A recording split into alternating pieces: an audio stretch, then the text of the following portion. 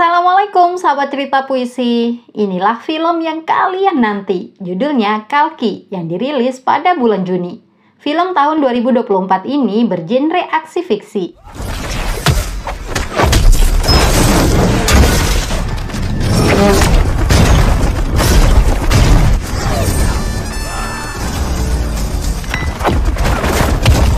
Tidak lupa mimin colek para penonton di seluruh penjuru negeri, diantaranya Dans di Medan, Barizi Al-Hawarizmi di Banten, Raden Ayu Zainab di Sumatera Barat, Bunda Izul di Kepulauan Riau, Sisilia Sumantri di Kuningan, Agus Imam di Demak, dan semuanya dimanapun berada.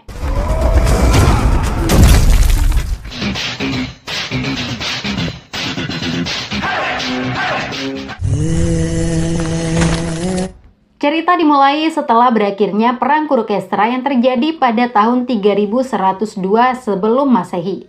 Aswatama melakukan upaya balas dendam kepada para Pandawa, salah satunya dengan cara membunuh cucu Arjuna yang masih di dalam kandungan. Tindakan Aswatama membuat Dewa Krishna marah. Aswatama justru ingin membunuh Dewa Krishna juga. Sikap Aswatama membuatnya dikutuk untuk menjalani hidup abadi dengan penderitaan.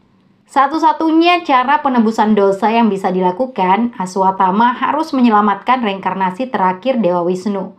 Aswatama harus melindungi ibu yang mengandung Dewa Wisnu. Krishna kemudian mencabut permata ilahi yang ada di dahi Aswatama. Hal itu membuat Aswatama merasakan luka yang teramat sakit.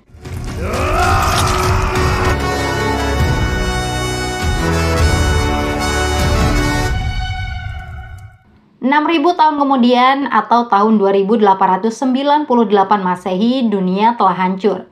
Tanah-tanah retak, sungai sudah mengering.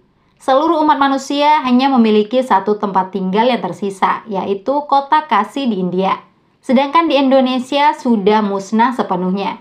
Situasi kota Kashi sangat memprihatinkan meski teknologi sudah maju. Bagi orang kaya, mereka bisa hidup bahagia di sebuah megastruktur piramida terbalik yang menjulang tinggi di atas kota.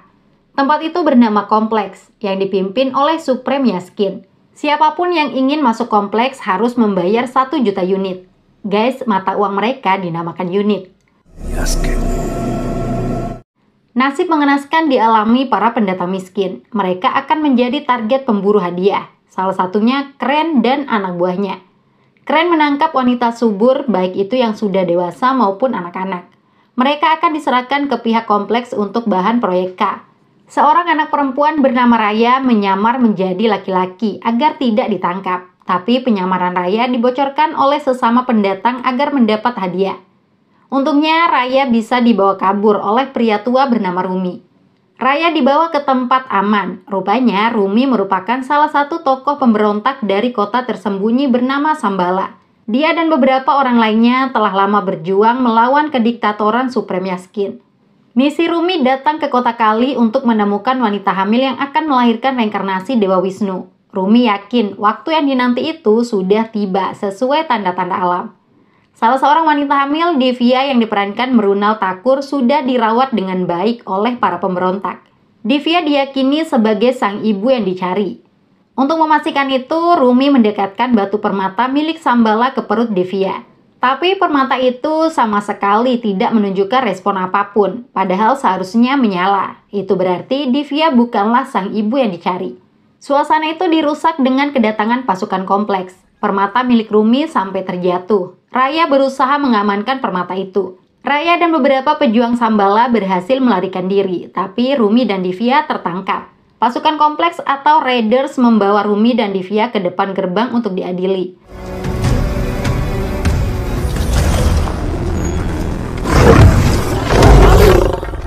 Komandan Manas yang merupakan tangan kanan Supreme Yaskin muncul bersama serigala. Hampir saja Rumi akan dimakan hidup-hidup andaikan Manas tidak menenangkan binatang peliharaannya itu.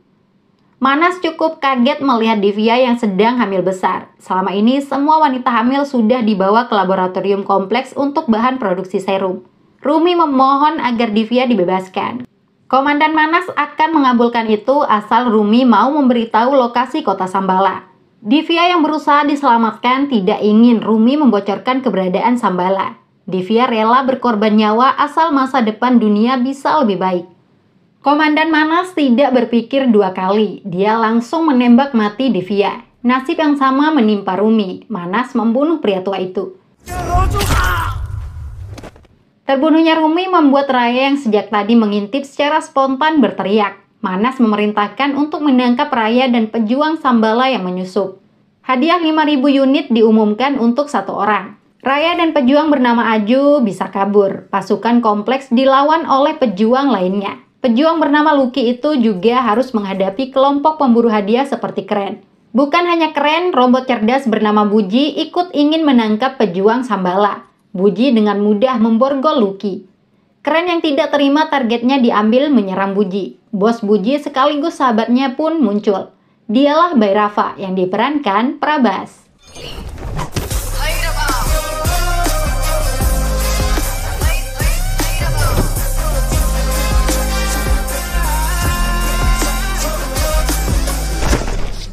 Nama Bhairava sudah cukup populer dikasih sebagai pemburu bayaran yang tak pernah gagal. Bhairava juga tidak terkalahkan. Lawan seperti Kren beserta anak buahnya hanya nyamuk bagi Bhairava. Kehebatan Bhairava tidak lepas dari teknologi yang digunakan. Bhairava mampu membuat dirinya tidak kasat mata alias menghilang dari pandangan. Kren dihajar dengan sangat mudah.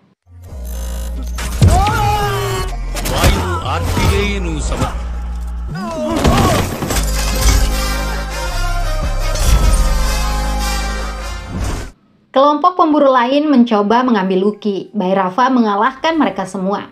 Bhairava benar-benar tidak tertandingi.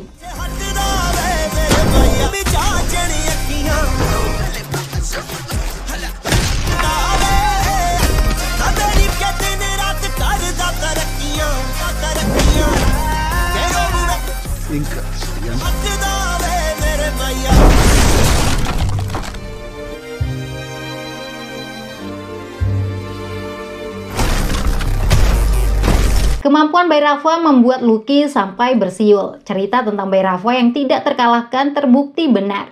Lucky pun menjadi milik Bhairava. Sementara di kompleks, Komandan Manas sedang melakukan sidak untuk mengetahui perkembangan proyek K di laboratorium. Manas kecewa karena para ilmuwannya belum juga menemukan serum terbaik yang diinginkan Supreme Skin. Padahal laboratorium itu sudah canggih, ribuan wanita subur juga tetap tersedia untuk mensukseskan proyek K. Pimpinan laboratorium, Profesor Yuri, tidak ingin disalahkan. Yuri menunjukkan efek formula dari Supreme yang tidak bisa ditahan oleh tubuh wanita hamil maupun anak gadis. Manas tidak peduli dengan penjelasan apapun. Dia juga ditekan oleh Supreme agar proyek K cepat tuntas.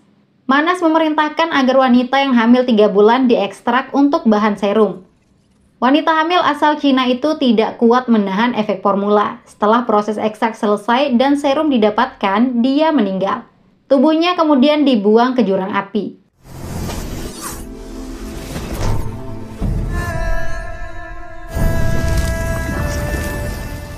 Upaya yang sama telah dilakukan selama bertahun-tahun, tapi hasilnya tetap saja gagal. Yuri mengaku kesulitan menemukan serum yang diinginkan Supreme karena tidak pernah jelas apa sebenarnya tujuan proyek K. Jika kita tahu apa yang diinginkan Supreme, kita akan bisa memikirkan caranya, ucap Yuri. Manas setuju mengajak Yuri berbicara langsung dengan Supreme Skin. Tidak lupa Yuri membawa serum terakhir yang didapatkan dari wanita hamil tadi. Untuk bertemu bos besar, mereka harus melalui penasihat Supreme terlebih dahulu yang bernama Bani. Bersama Bani, mereka dibawa naik ke tempat Supreme Skin bersemayam. Loh, first time kalustuna.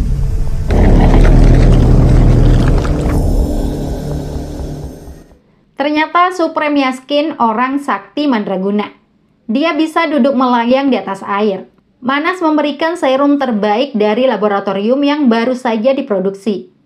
Supreme Skin yang diperankan Kamal Hassan sudah tua renta, usianya telah mencapai 200 tahun. Supreme mengkonsumsi serum itu dengan memasukkannya ke dalam tubuh. Efek serum justru membuat Supreme semakin lemah hingga jatuh ke dalam air. Tubuh Supreme jadi semakin kurus dan kulitnya bertambah mengerut. Itu berarti serum yang dicari Supreme belum berhasil ditemukan.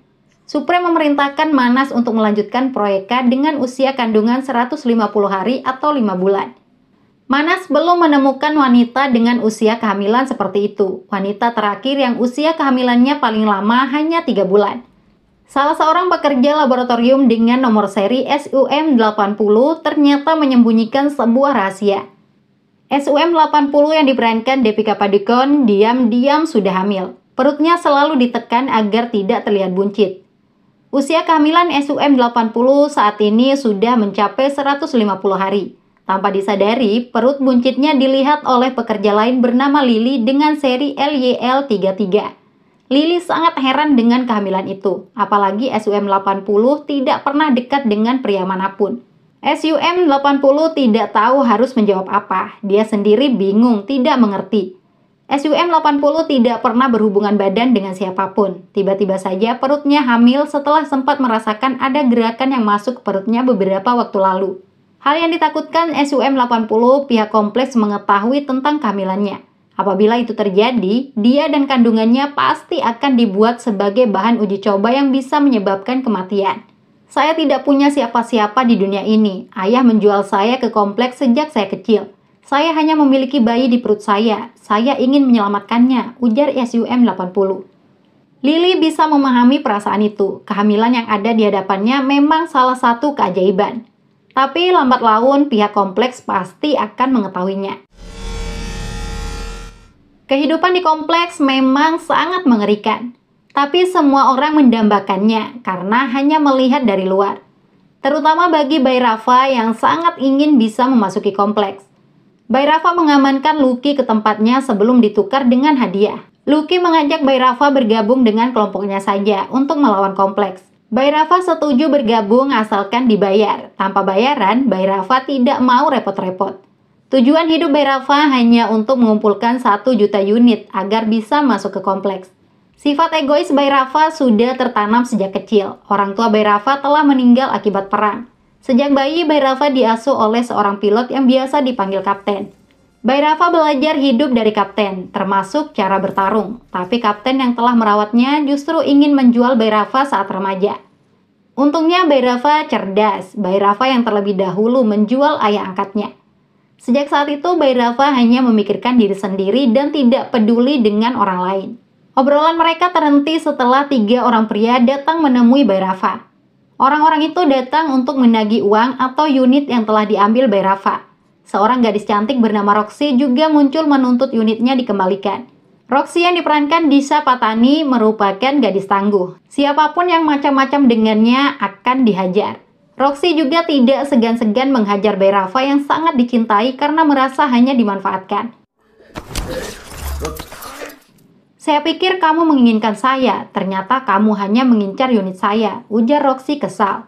Roxy tidak ingin berhubungan lagi dengan Bhairava yang seorang penipu ulung. Untungnya Roxy mendapat pekerjaan di kompleks sehingga tidak akan melihat wajah Bhairava lagi.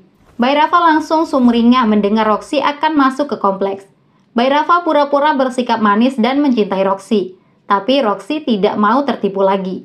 Bhairava mengakui dirinya pria egois yang hanya mementingkan diri sendiri. Semua kesalahannya kepada Roxy juga diakui. Saya memang egois, tapi tolong bawa saya sehari atau 1 menit saja ke kompleks. Saya janji akan melakukan apapun yang kamu inginkan, ujar Bhairava. Meski sedang marah, hati Roxy luluh dan leleh juga. Apalagi saat Bhairava mengucapkan kalimat sakral I love you. Roxy pun bersedia mengajak Bhairava masuk kompleks untuk bekerja. Bhairava sangat kegirangan mendengar itu. Keesokan harinya, Roxy dan Bhairava bersama para pekerja masuk ke kompleks. Inilah pertama kali dalam hidup Bhairava melihat kompleks. Roxy memiliki izin kerja 70 hari, sedangkan Bhairava hanya bisa mendapatkan izin 60 menit atau 1 jam. Bhairava sangat bahagia dan berterima kasih kepada Roxy. Mereka bekerja di ruang generator. Tapi Bhairava sama sekali tidak tertarik bekerja. Waktu 1 jam yang dimiliki ingin digunakan untuk melihat seluruh isi kompleks. Roxy menyesal membawa Bhairava. Roxy terpaksa mengikuti Bhairava menjelajahi kompleks. Di lantai lain mereka menemukan taman yang sangat indah. Ada pula kuda yang bisa digunakan berkeliling menikmati keindahan danau. Kompleks memang seperti surga bagi dunia yang telah hancur.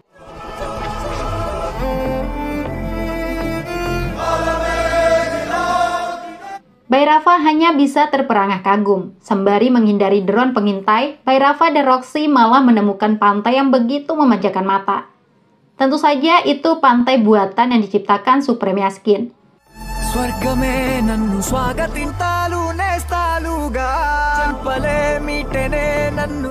Bairava juga menemukan bangunan megah tempat orang-orang kaya berpesta. Dia dan Roxy datang ke sana.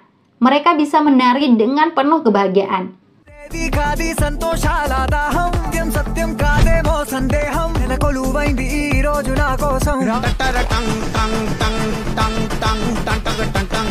Sifat ceroboh Bairava mengundang masalah. Tanpa sengaja dia menjatuhkan drone dan menimpa patung. Seketika itu patung ambruk merusak suasana pesta. Ketika akan kabur, prajurit kompleks atau raiders sudah mengepung Bairava. Saat itu juga Bairava dikeluarkan dari kompleks. Bairava hanya mengetahui sisi indah kompleks saja, padahal di sana ada laboratorium yang telah memakan banyak korban. Pekerja SUM-80 saja ingin bisa bebas dari neraka itu. Kecantikan SUM-80 membuatnya sering digoda oleh salah seorang penjaga keamanan. Ketika penjaga itu ingin melakukan pelecehan, dia kaget melihat perut buncit SUM-80. Temuan itu dilaporkan ke Komandan Manas. Nasib SUM-80 dalam bahaya. SUM-80 akan diekstrak perutnya untuk mendapatkan serum yang diinginkan Supremia Skin. SUM-80 tidak berdaya, dia hanya bisa pasrah saat dimasukkan ke alat. Proses ekstrak pun berjalan. Tapi baru setetes serum didapatkan, terjadi korsleting listrik. Alat itu berhenti beroperasi. Tubuh SUM-80 akan jatuh ke jurang api. Untungnya ada Lily yang datang menyelamatkan SUM-80. Nyawa SUM-80 dan bayinya aman. Ternyata Lily juga yang menyebabkan korsleting listrik untuk menyelamatkan SUM-80. Rekan-rekan Lily sudah menunggu di luar kompleks. Saya adalah pejuang dari Shambhala. Selama 2 tahun ini, saya menyamar dengan bekerja di lab. Tapi setelah bertemu denganmu, misi utama saya adalah menyelamatkanmu, ungkap Lily. Penyamaran Lily membuatnya mengetahui seluk-beluk kompleks, termasuk cara kabur melalui terowongan. Tapi rupanya Raider melakukan pengejaran. Lily menghadapi para Raider. SUM-80 diminta segera pergi menyelamatkan diri.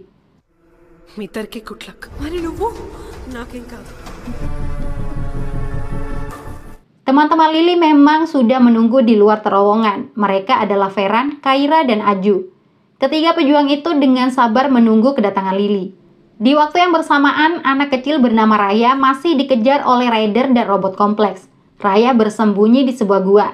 Sialnya keberadaan Raya ditemukan oleh robot. Raya memberontak saat akan dibawa paksa. Keributan itu mengganggu seorang pria tua yang sudah lama ada di sana. Robot yang tidak punya otak menembak pria tua itu agar tidak ikut campur. Anehnya orang yang ditembak sama sekali tidak terluka. Bahkan robot bisa dihancurkan hanya dengan satu pukulan.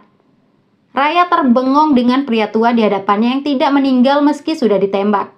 Kehebatan orang tua itu akan sangat berguna jika membantu para pejuang Shambhala berperang melawan kompleks. Si pria tua yang menutup wajahnya itu mengaku tidak bisa mati, tapi dia tidak mau terlibat perang. Itu bukan perang saya, tujuan hidup saya hanya untuk menyelamatkan satu orang, ucapnya. Tiba-tiba si pria tua yang tubuhnya sangat tinggi itu mendengar sesuatu. Rupanya itu adalah suara saat pekerja SUM-80 akan keluar terowongan. Permata di kantong baju Raya juga bersinar. Permata itu sebenarnya bukanlah milik Rumi dari Shambhala. Tapi pemilik aslinya adalah si pria tua. Wajahnya yang penuh luka-luka dibuka. Lalu permata ilahi itu ditempel ke keningnya. Wajah buruk dan lukanya sembuh seketika. Si pria tua menyadari inilah saatnya dia muncul untuk menebus dosa di masa lalu. Tugas utamanya adalah melindungi sang ibu yang akan melahirkan reinkarnasi terakhir Dewa Wisnu. Identitas pria tua itu tidak lain dan tidak bukan adalah Aswatama yang telah dikutuk Dewa Krishna 6.000 tahun lalu. Aswatama pergi untuk melaksanakan misinya. Sang ibu yang mengandung bayi reinkarnasi Dewa Wisnu ternyata SUM-80. Buktinya dia tidak terluka saat harus berjalan melewati kobaran api. Berbeda halnya dengan Raiders yang melakukan pengejaran tidak bisa melintas.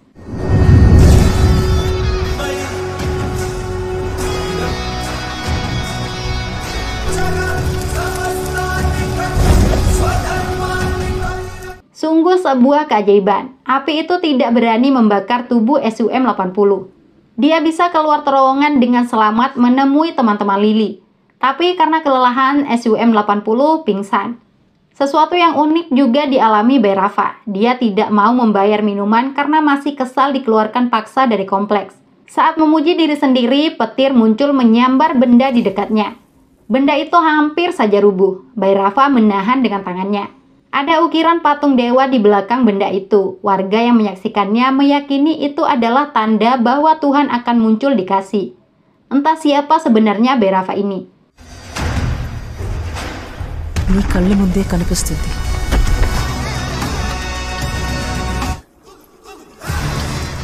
Semua keanehan yang terjadi bisa dirasakan oleh penasehat Bani. Busur panah Arjuna yang belum lama ini ditemukan tidak bisa disentuh.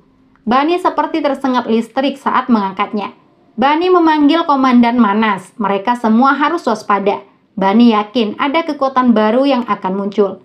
Manas hanya bisa mengangguk. Dia telah memerintahkan pasukannya untuk segera menangkap SUM-80 yang telah melarikan diri dari kompleks. Saat ini SUM-80 sudah berada di kendaraan para pejuang Shambhala. Veran menanyakan tentang keberadaan Lily, tapi SUM-80 mengaku tidak mengetahui nasib Lily. Pejuang lainnya, Kaira, bersikap lebih lembut. Kaira merasa tidak nyaman memanggil orang dengan nomor seri seperti SUM-80. Kaira memberikan nama baru yang cocok dengan penyebutannya, yaitu Sumati. Kaira memberitahu Sumati bahwa mereka akan pergi ke kota Shambhala. Di sana, Maryam dan semua orang sudah menunggu. Maryam merupakan sosok ibu bagi banyak orang di Shambhala. Kaira dan rekannya Aju berencana akan menikah setelah sampai di Shambhala. Sumati justru tidak mengenal istilah menikah.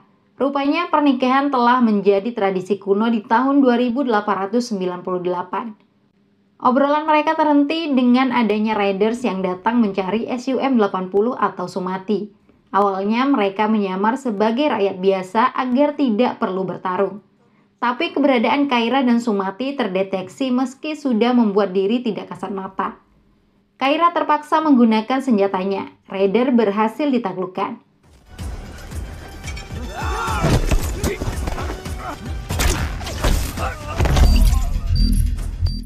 Sebelum meninggal, Raider mengirimkan pengumuman berhadiah sesuai perintah Komandan Manas.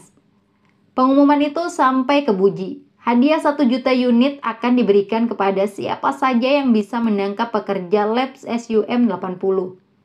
Bae-Rafa jadi bersemangat lagi untuk hidup. Menangkap SUM-80 akan memberinya jackpot untuk masuk ke kompleks.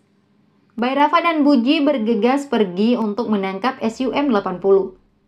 Kini semakin banyak yang mengejar SUM-80 atau Sumati. Kaira dengan mudah bisa mengatasi para raider.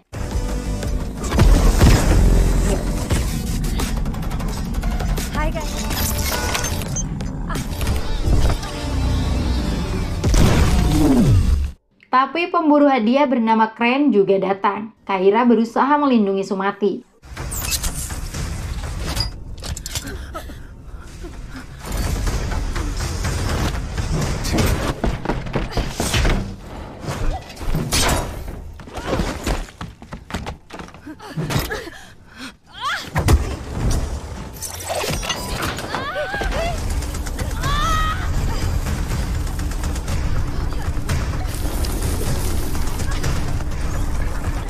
Demi menyelamatkan Sumati, Kaira rela mengorbankan diri. Kaira meledakkan dirinya sehingga terbunuh bersama Kren.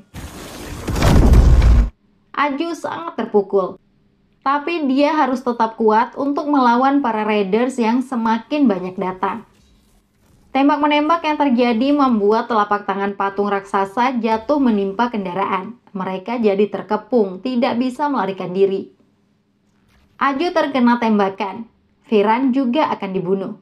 Saat itulah Aswatthama yang datang untuk mencari sang ibu muncul. Ayuda Puja.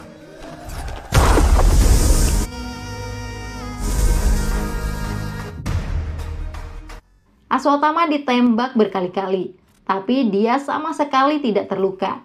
Bagi Aswatthama, menghadapi cecunguk di hadapannya bukanlah sebuah perang. Veran heran melihat tubuh tinggi pria tua yang sakti mandraguna itu. Senjata raider bisa dibuat meleleh hanya dengan tangannya. Manusia biasa tidak mungkin melakukan itu.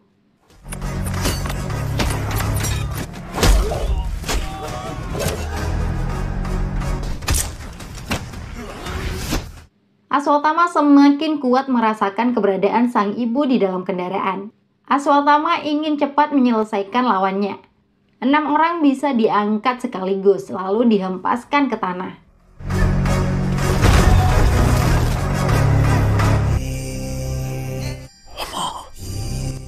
Aswatama menunduk saat bertemu Sumati yang dipanggil Ama atau Ibu. Sumati sampai dibuat bingung. Pertemuan mengharukan itu terganggu karena Raiders masih saja datang menyerang. Bhairava dan Buji juga baru sampai untuk menangkap Sumati. Para Raiders dihajar. Bhairava ingin hanya dirinya yang menangkap SUM-80 agar mendapat hadiah 1 juta unit. Gaya bertarung Bhairava cukup santai sambil menari. Dia tidak perlu mengeluarkan keringat seperti pertarungan dalam film Bahubali. Bhairava memang keren. Plate నిండా food, complex లో గుడ్డు, సముద్రంలో స్విమ్మింగ్ చేస్తా, massage complex లో అమ్మో. Setelah Raiders dikalahkan, Bhairava menyapa Sumati alias SUM-80. Aswatama datang melempar tubuh Bhairava. Sepertinya Bhairava mendapatkan lawan yang sepadan. Bhairava menggunakan teknologi hologram untuk membuat dirinya terlihat menjadi 5 orang. Aswatama sempat kerepotan. Tapi tidak lama, Aswatama dengan mudah bisa menemukan lawan aslinya. Kehebatan Bhairava yang selama ini dibanggakan ternyata hanya secuil dari kekuatan Aswatama. Bhairava yang terlihat kerdil di hadapan Aswatama tidak bisa mengimbangi keperkasaan Aswatama. Bhairava mencoba membodohi Aswatama sehingga bisa memborgolnya.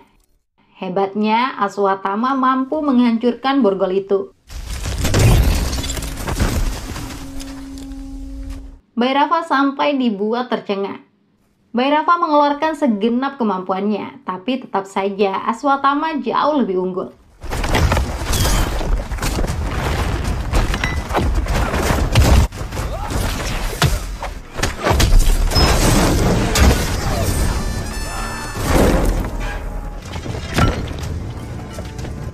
Aswatama akan membunuh Bhairava dengan beton. Untungnya Buji datang menabrak Aswatama. Nyawa Bhairava selamat.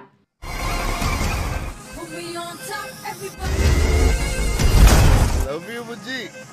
Tanpa diduga Aswatama mampu menghentikan laju Buji. Aswatama bahkan menghancurkan kerangka kendaraan Buji. Momentum itu digunakan Bhairava untuk menyerang. Bhairava merobohkan bangunan beton untuk membunuh Aswatama. Tubuh Aswatama tertimpa beton besar. Bhairava merasa sudah memenangkan pertarungan. Tapi sekali lagi Aswatama mampu bangkit tanpa terluka sedikit pun.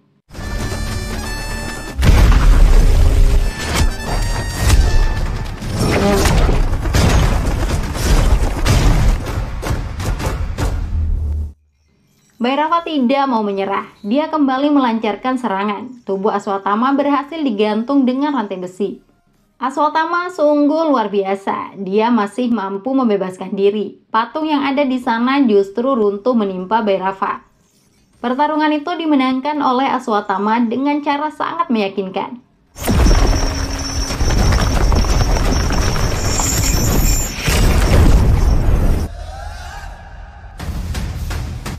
Aswatama kemudian ikut bersama Sumati ke Shambhala. Kota itu memang tidak kasat mata. Raya saja sampai takut karena merasa akan menabrak tebing. Baru saja menginjakkan kaki, Aswatama sudah main tangan dengan para pejuang Shambhala. Aswatama mengira akan dilukai karena ditodong senjata. Untungnya Viran cepat melerai dan memperbaiki kesalahpahaman.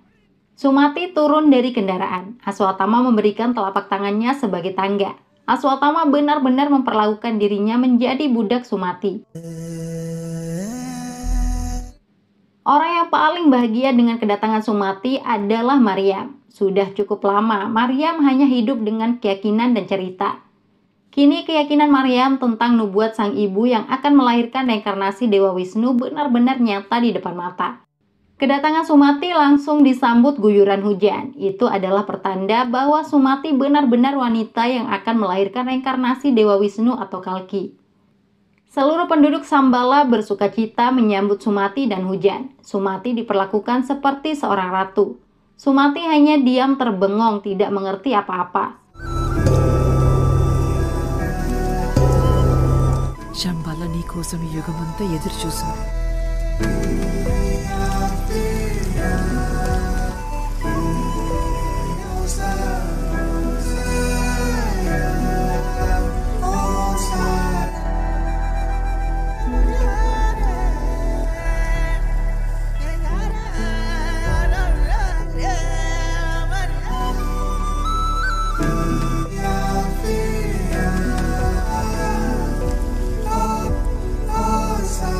Kami siap melakukan apapun untukmu. Beritahu kami apa yang kamu inginkan. Tanya Maryam kepada Sumati. Jawaban Sumati sangat jujur. Dia mengaku kelaparan. Saat itu juga Sumati dihidangkan makanan enak, lezat, dan bergizi. Sumati merasa bahagia dan sangat terhormat. Sementara Bhairava baru terbangun sadarkan diri setelah tertimpa reruntuhan. Bhairava gagal menangkap targetnya. Tindakan Bhairava sempat memukul Raiders justru menjadi masalah besar. Bhairava di blacklist alias masuk daftar hitam. Nama Bhairava dilarang secara permanen masuk kompleks. Kekalahan melawan Aswatthama telah menghancurkan hidup dan impian Bhairava. Kenyataan itu membuat Bhairava terpukul. Baru kali ini dia merasakan yang namanya kalah. Bhairava akan melepas Luki yang sempat ditahan. Tidak ada artinya lagi Bhairava mengumpulkan banyak uang. Hidup Bhairava sudah tidak berguna. Luki berusaha menguatkan Bhairava. Orang hebat seperti Bhairava sangat dibutuhkan oleh Shambhala. Bhairava kembali diajak bergabung dengan para pejuang Shambhala. Otak licik Bhairava langsung berputar. SUM-80 pasti dibawa ke Shambhala. Luki bisa dimanfaatkan untuk membalas kekalahannya sekaligus menangkap SUM-80. Bhairava pura-pura setuju untuk bergabung dengan pejuang Shambhala. Dia kemudian menemui pimpinan Raiders yang sedang video call dengan Komandan Manas. Bhairava angkat bicara bahwa seluruh pasukan kompleks tidak akan mampu menangkap SUM-80 selama ada pria tua bersamanya. Hanya saya yang bisa membawanya kembali, tegas Bhairava. Komandan Manas setuju menugaskan Bhairava. Apabila Bhairava berhasil, Manas berjanji akan membawa Bhairava untuk tinggal di kompleks. Bhairava mempersiapkan diri dengan baik sebelum pergi ke Shambhala. Buji yang sempat rusak diperbaiki lagi. Bhairava memodifikasi buji agar lebih canggih. Bhairava akan membalas kekalahan sebelumnya.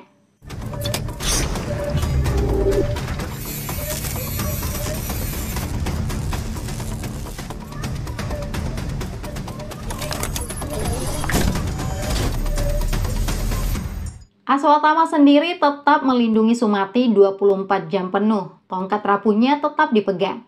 Raya menyarankan agar tongkat itu dibuang saja dan diganti dengan senjata yang lebih canggih. Aswatthama menyebut tongkat di tangannya bukan tongkat biasa. Tongkat itu milik kakak laki-lakinya yang sangat hebat tiada tanding. Aswatthama pernah dikalahkan oleh Arjuna dengan busur panahnya. Tapi busur panah Arjuna tidak berarti apa-apa melawan tongkat itu. Arjuna kalah saat melawan kakak Aswatthama. Tongkat itu hanya berfungsi di tangan kakaknya. Tanpa kakaknya, tongkat sakti itu hanya seperti kayu biasa yang tidak memiliki kekuatan apapun. Aswatthama terus berada di dekat Sumati. Sikap Aswatthama membuat Sumati risih. Sumati masih heran mengapa dirinya yang terpilih akan melahirkan reinkarnasi Dewa Wisnu. Aswatthama tidak bisa menjawab secara rinci. Satu hal yang pasti, Sumati terpilih karena dianggap layak menerima tanggung jawab besar itu. Sementara Bhairava sudah berangkat ke Shambhala bersama Luki dan Buji. Lokasi Shambhala tidak kasat mata dan tidak bisa terdeteksi radar. Buji saja meminta Bhairava untuk kembali karena di depan hanya ada tebing atau gunung. Tapi Luki yang lahir di Shambhala tidak mungkin salah jalan. Benar saja, Bhairava tiba-tiba sampai di Shambhala. Luki akan memperkenalkan Bhairava ke Viran terlebih dahulu. Saat itulah niat jahat Bhairava mulai dilancarkan. Luki dan pengawal Shambhala dibuat pingsan. Sorry kid. Bhairava bisa bebas menjalankan misi sebenarnya. Begitulah karakter Bhairava yang tidak segan-segan mengkhianati kepercayaan orang. Bhairava menggunakan teknologi untuk menyamar sebagai Aswatthama. Bhairava mengajak Sumati pergi meninggalkan Shambhala karena situasi sedang tidak aman. Sumati manut-manut saja karena tertipu, tapi langkah mereka dihentikan dengan kedatangan Aswatama asli. Pertarungan antara Aswatama palsu dan Aswatama asli terjadi. Aswatama asli tentu saja lebih kuat.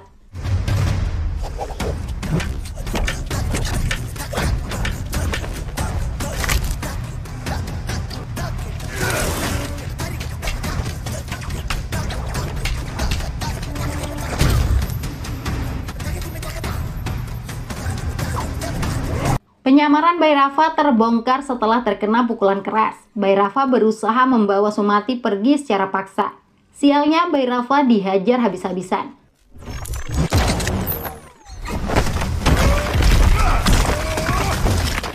Aswatama juga meledakkan buji. Tubuh Bhairava kemudian dilempar ke kobaran api. Tapi Bhairava belum kalah. Dia datang dengan persiapan matang. Bhairava naik ke buji yang sudah kebal api. Buji telah berubah menjadi robot perkasa yang siap melahap Aswatama.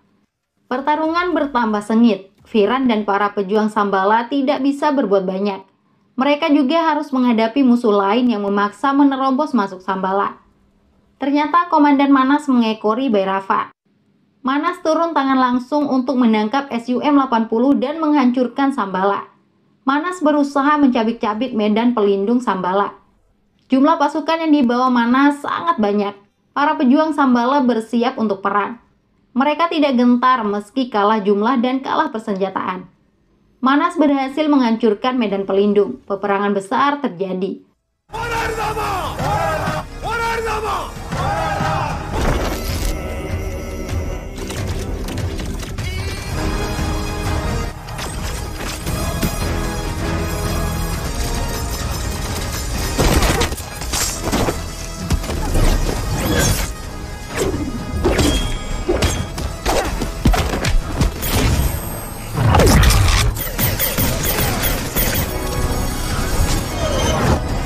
Para pejuang Manas memberikan perlawanan sengit. Sayangnya senjata mereka kalah canggih. Manas dan pasukannya jauh lebih unggul. Sementara itu duel antara Aswatama dan Bhairava masih berlangsung. Pertarungan itu terlihat seimbang. Teknologi terbaru buji membuat Aswatama sedikit kerepotan.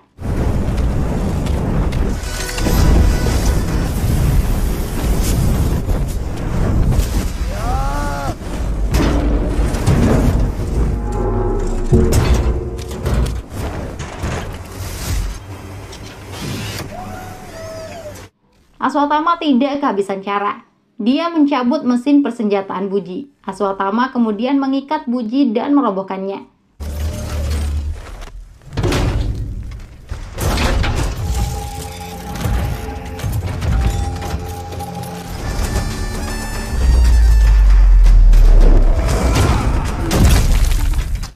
Pertarungan itu terus berlanjut. Mereka sampai lupa dengan Sumati. Padahal Sumati menjadi incaran utama Komandan Manas.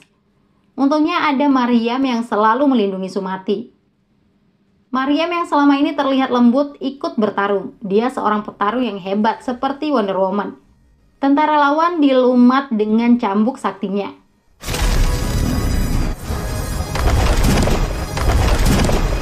Garuda 1, land right now. Asan ఎందుకు దిగావ్? Tanpa disadari, Manas mengikat Sumati dan menariknya naik kendaraan udara. Mariam datang menyelamatkan Sumati. Mariam bertarung melawan Manas. Naasnya, Mariam kalah dan ditusuk hingga meninggal. Mariam meninggal sebelum menikmati hasil perjuangannya. Kendaraan udara yang dinaiki Sumati juga terkena tembakan Raider. Sumati terjatuh ke bawah. Saat itulah Aswatama berlari menangkap tangan Sumati agar tidak jatuh ke jurang. Sialnya kaki Sumati terpeleset sehingga jatuh ke bawah. Bhairava yang tidak ingin kehilangan hadiah melompat memegang tangan Sumati. Aswatama juga bergerak cepat menahan kaki Bhairava. Kerjasama Bhairava dan Aswatama berhasil menyelamatkan nyawa Sumati.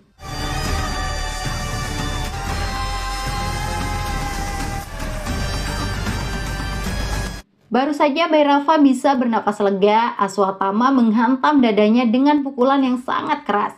Pukulan itu membuat Bhairava pingsan tidak sadarkan diri. Komandan Manas memanfaatkan kelengahan Aswatama. Manas berhasil mengikat Aswatama dengan senjata rantai. Aswatama dibuat tidak berdaya. Sumati tidak memiliki pelindung lagi. Manas menampar Sumati hingga pingsan, lalu dibawa naik ke kendaraannya tanpa gangguan apapun. Aswatama hanya bisa berteriak, tubuhnya sudah terikat. Aswatama gagal melaksanakan misinya yang telah dinanti ribuan tahun. Dia hanya pasrah tanpa bisa berbuat apa-apa. Dalam situasi seperti itu, sehelai daun jatuh ke tongkat Aswatama yang ada di dekat Bhairava. Tongkat itu bergerak tepat ke tangan Bhairava. Sebuah keajaiban terjadi. Mata Bhairava terbuka saat menyentuh tongkat itu. Kesaktian tongkat juga kembali seperti di tangan pemiliknya. Bhairava melempar tongkat sakti itu menghancurkan kendaraan tempur Raiders. Aswatama terdiam melongo melihat apa yang terjadi. Bagaimana mungkin tongkat kakaknya bisa digunakan oleh Bhairava? Aswatama dibuat terheran-heran tongkat itu seperti berada di tangan kakaknya. Gaya dan penampilan Bhairava bukan seperti dirinya. Sepertinya Bhairava sedang kerasukan orang lain. Bahkan Bhairava menyapa Aswatama persis menggunakan kalimat kakaknya dulu. Aswatama seperti melihat sosok kakaknya. Bhairava saat ini memang bukan Bhairava biasanya. Bhairava tidak hanya menghancurkan Raiders, tapi juga menyerang Komandan Manas. Senjata Manas tidak berarti apa-apa melawan tongkat di tangan Bhairava. Dengan sangat mudah, Bhairava membunuh Manas.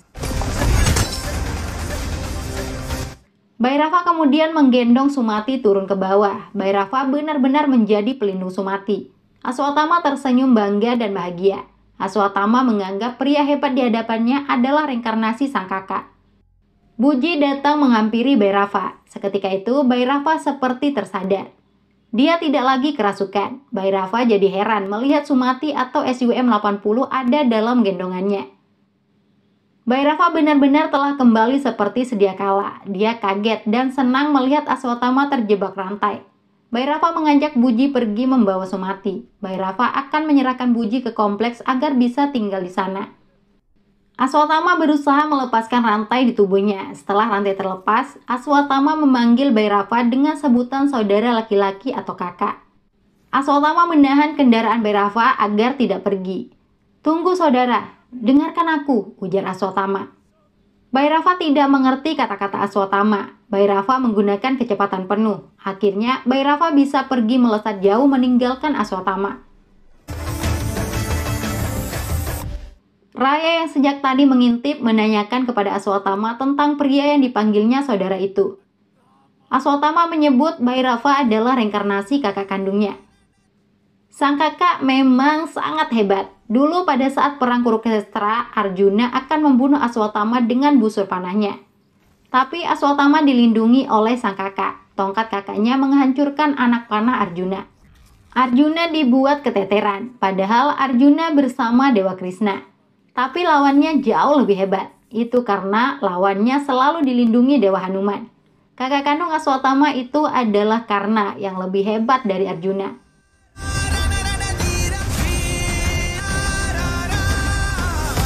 Sementara di kompleks, penasihat Bani melaporkan kepada Supreme Yaskin tentang kegagalan mereka menangkap SUM-80. Penyebabnya keterlibatan Aswatama dan kekuatan baru yang misterius. Bani kemudian memberikan setetes serum yang sempat dihasilkan dari SUM-80. Supreme Yaskin memasukkan serum itu ke tubuhnya, dan keajaiban pun terjadi. Tubuh Supreme Yaskin yang sudah berusia 200 tahun bisa dibuat perkasa lagi.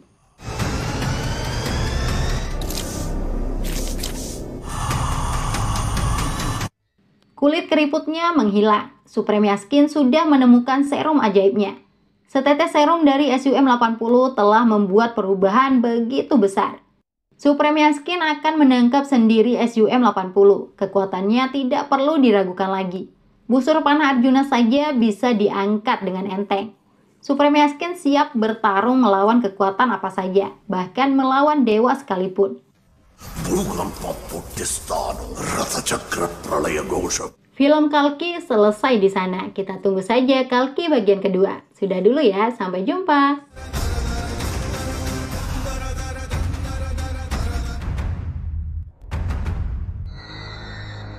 Tampang Putih Sthanam.